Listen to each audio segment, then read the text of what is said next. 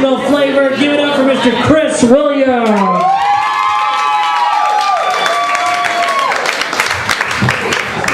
Evening, everybody. Whoa. As some of you might have realised already, I'm not from around here. Your government calls me a non-resident alien. I like to call myself British. 2012 was a really interesting year for me. A lot happened in a very short amount of time. In April, my girlfriend of less than 1 year, I fell in love with, and I thought that was it. So in April, I asked her to marry me. In July, we got married. And in October, I moved to New York to be with her.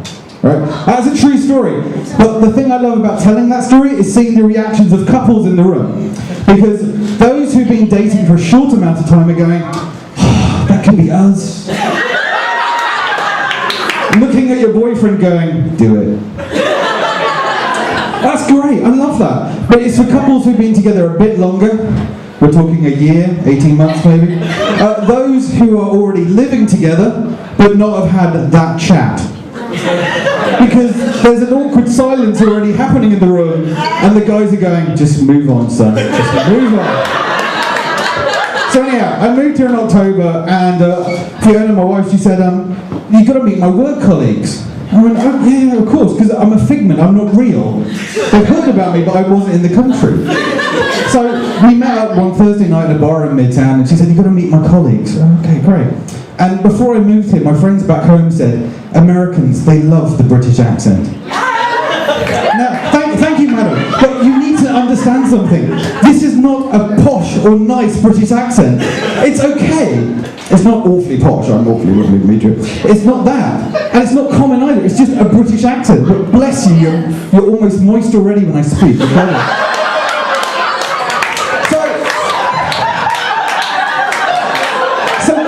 So knowing all this, and I kind of go into this bar and I said, oh, hi, lovely to meet you. What's your name? Susan. Oh, Susan, heard a lot about you. And she goes, oh, Chris, I love your accent. And I go, it's real. It's fucking real. So I was fine. I was kind of giggling to myself. And we kind of, 15 minutes later, I meet another colleague, Joan. I said, Joan, lovely to meet you. She goes, oh, you're English. I love Downton Abbey. Now, I know it's a cultural reference point, and I know people know this, and I shouldn't have said it, but I just went, yes, that was my childhood. And for about 10 minutes, I had her, believing I had a butler, a maid, and I got up to shenanigans in the stable block. But so anyhow, so we're just chatting away, and you're meeting lots of people. And there's one woman, I was chatting away, and she was lovely. And we were in like 5 minutes, 10 minutes into the conversation. And at this point, I realised I hadn't got her name. Now, being British, I'm very polite. I felt bad. And I went, I'm awfully sorry, madam. I didn't get your name. And in my head, my little voice is speaking to me, so I go, awfully? When the fuck do I say the word awfully? I'm channeling Hugh Grant. This is really awkward. So, that's an all true story. So, like I said, we got married and I moved here in October. And it's hard when you move to a new city or new country that you don't really know anybody. And I know, Fee, and I know work colleagues, but I didn't have any friends. So Fiona said, you've really got to get out there. You've got to meet some people. You're right. So trying to work out what to do. And I said, oh, hang on, meetup.com. That's a good one. Because, it's a good way of meeting people. New York City, huge place, a huge population, this will be fine. So if you're not familiar with it, it's a website. And you put in things you're interested in. So you sat there and you put a profile, some things you like. So I went, travel, food, obviously, socialising, meeting people, and just the general stuff I'm interested in. And then you get messages back of things they think you're interested in. Bing! First email comes in. Anticipation at a high game. Fantastic. What's this going to be? First group I was invited to join was Russian Wives of New Jersey. Now, number one, I'm already recently married. No need for another one. Number two, I don't speak Russian.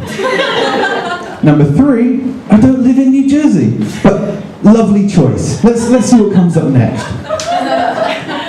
Ding. Second email. This one was a bit more interesting. It was Asian, lesbian, Latino, bisexual, social. Now, I will be honest, I have seen some of those films. But I thought, you know what's best? Let's move on to the next one. Bing!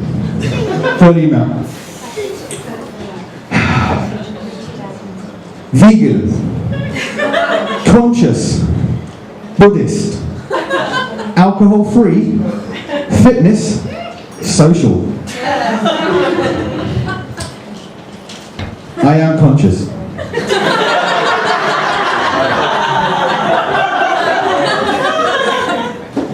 I have friends who are Buddhist. I have friends who are alcohol-free. I have friends who are into fitness. I would not put them all in the same room.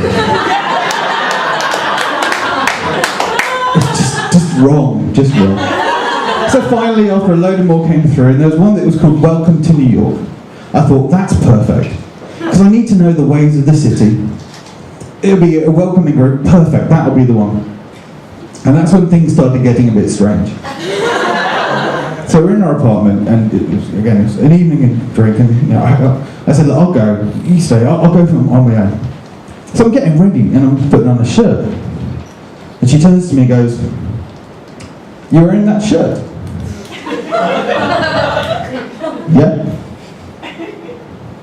Not worn that before. Nope. Could have worn it when we went out. Gotta go, honey, bye. There we go, so I left. I went out to this generic bar in Midtown somewhere. And I'm there. And you kind of go in it, and they said, it's in the back of this room somewhere. So I walk in, I said, excuse me, are you welcome to New York? Obviously not, and fuck you too, dog. Are you welcome to New York? Well, thank you, sir. Lovely. Not my type, but thank you. So anyhow, I found the group of people, I was chatting with them, and I learned a lot of information that night. Number one, that Elmo works at Tips down in Times Square. I learned to walk on the right, all this kind of useful stuff. And a really nice time. At about 10:30, I said, oh, great time, guys. Gotta go home. And then I went home, put the key in the door. It's about 10:30, it wasn't that late. And opened the door, and she sat on the sofa waiting for me, that look of anticipation in her eyes. And she just went, did you have fun? Yeah. Did you meet anybody? It's like I'm dating again. Yeah, I met some really nice people. Did you get any numbers? Yeah. And the last bit that always made me smile, she goes, are you seeing them again? Oh, I love it. Listen, everybody, I've been Chris, thanks a lot, you've been a great audience.